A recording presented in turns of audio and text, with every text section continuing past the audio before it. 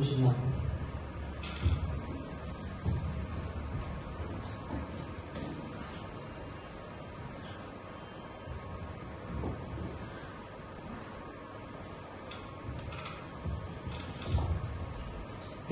హల్లెలూయా. నాకు అవకాశం ఇచ్చినటువంటి ఆ దేవాది దేవుడికి, నాకు ఈ సంఘంలో కూడా మాట్లాడడానికి అవకాశం ఇచ్చిన స్థానిక సంఘ కాపురులు ఇద్దరికి ప్రభువైన యేసుక్రీస్తునామములో శుభాలు తెలుపుచున్నాను.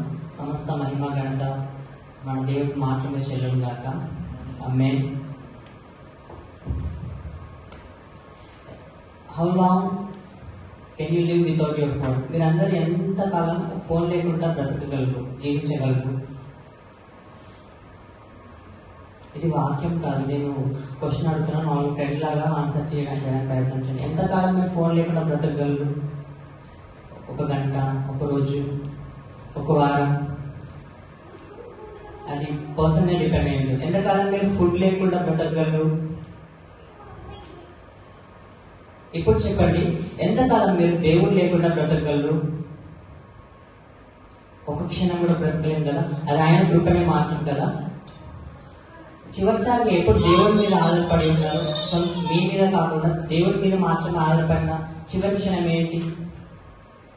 చర్చకు వచ్చే ఉన్నా, లేకపోతే నిన్నటి దినాన్న, పోయిన వారమా, లేకపోతే అనుక్షణం దేవుడి మీద ఆధారపడుచున్నారా? ఒకసారి మనల్ని మనం క్వశ్చన్ చేసుకుందాం. ఇలాగే దేవుడి మీద ఆధారపడకుండా సొంతంగా వాళ్ళ మీద వాళ్ళే ఆధారపడి జీవించినటువంటి బైబిల్లో కొంతమంది ఉన్నారు. అందులో నుంచి మనం ఒక గుంపు గురించి చర్చించుకోవడానికి ప్రయత్నం చేద్దాం.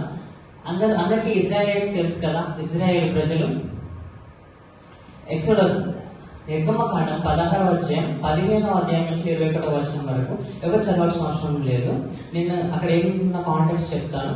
ఇజ్రాయేల్ ప్రజల్ని 400 సంవత్సరాలు ఈ ఐగుప్తు చెరలో ఉంటారు. 400 సంవత్సరాల తర్వాత దేవుడు మోషే ద్వారా వారిని విడిపించి తీసుకొని వస్తాడు. కానీ ఆ విడిపించినటువంటి ఐగుప్తు దేశం నుంచి కనాన్ దేశంకి గల ప్రయాణం కేవలం 11 రోజులు మాత్రమే. కానీ వారికి పట్టిన సమయం ఎంత అంటే 40 సంవత్సరాలు. 11 రోజుల ప్రయాణాన్ని 40 సంవత్సరాలుగా ఎందుకు మార్చుకున్నారని అంటే, వాళ్ళు దేవుడి మీద కంప్లీట్ డిపెండెంట్ అయ్యేది. కానీ వాళ్ళు ఇండిపెండెంట్ గా వాళ్ళ సొంత ఆలోచనలతో దేవుడి మీద కాకుండా వారి ఆలోచన ప్రకారం వెళ్తున్నారు కాబట్టి. అవును కదా. మనం కూడా మన జీవితంలో ఎన్నోసార్లు మన మీద మన ఆలోచనలు మనమే పెట్టుకొని దేవుడి మీద ఆధారపడుకుంటే క్షణాలు ఎన్నో ఉంటాయి కదా. అప్పుడు ఐగుప్తు దేశం నుంచి ఇజ్రాయేల్ బయటికి తీసుకొచ్చినప్పుడు వాళ్ళందరూ మోస వేసి అనుకుంటారు. ఏమనంటే, మాకు అక్కడ ఉన్నప్పుడు ఆహారం బాగానే ఉన్నది కదా, ఎంతో కొంత బ్రతకడానికి అయితే మాకు దొరుకుతున్నది కదా, ఇక్కడికి వచ్చినంత మాత్రం మాకు ఎందుకు ఎడాగా చంపడానికి తీసుకొచ్చారు ఏంటి అని చెప్పేసి మోస మీద దేవుడి మీద అనుకొని ఉంటారు. ఆ టైంలో మోస ప్రార్థించినప్పుడు దేవుడు వాళ్ళకి మన్నా అనే ఒక ఫుడ్ ని దేవుడు దయచేస్తాడు. మన్నా అంటే ఏంటి అని అంటే, అవి కొత్తిమీర గింజలు తెలుసు కదా, ధనియాలు. అవి చూడడానికి అలా ఉంటాయి. అవి క్రిస్పీగా హనీతో మిక్స్ చేస్తే తింటే ఎలా ఉంటాయో సేమ్ అలాగనే ఉంటాయి. హల్లెలూయా. కానీ దేవుడు అది చూడడానికి అలా ఉంటాయి.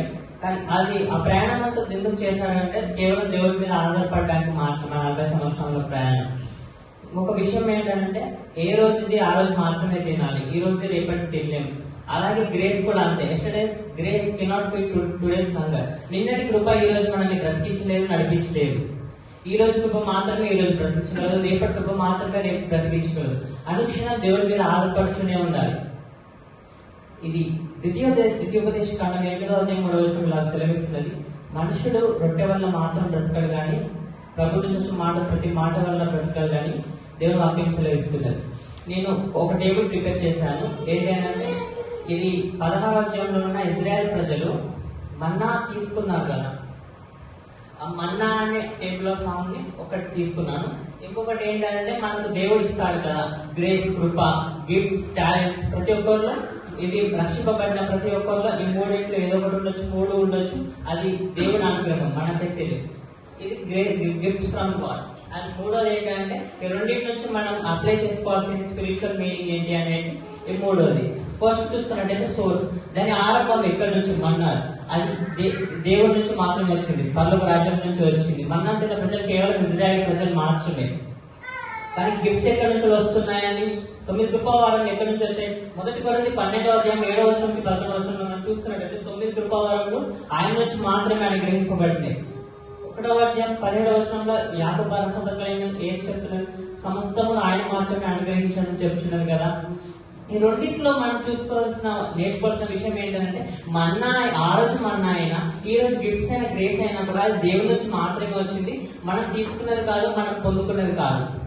ఆమేన్.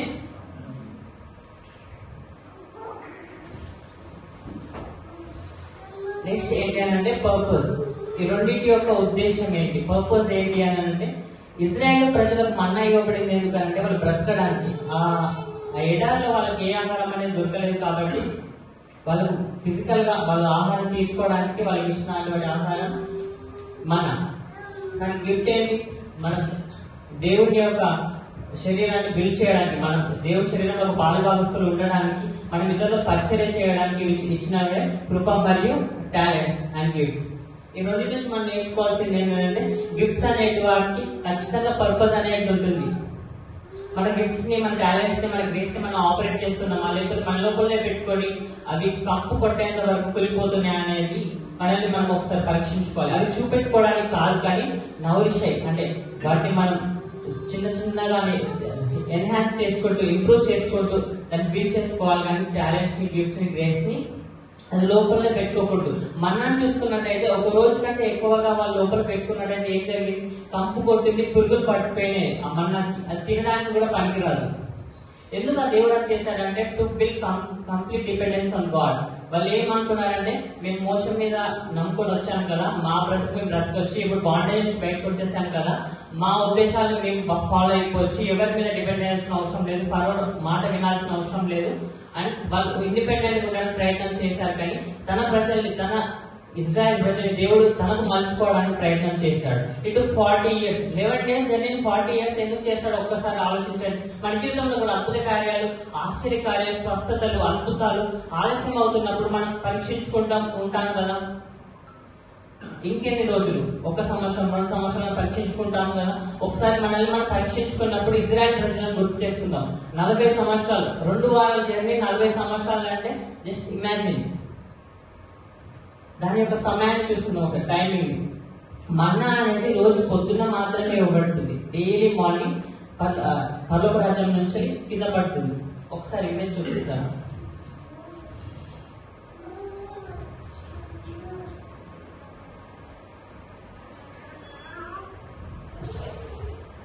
ఇది ఎగ్జాక్ట్ రెఫరెన్స్ అని చెప్పలేము, కానీ బహుశా ఇలా ఉండొచ్చు.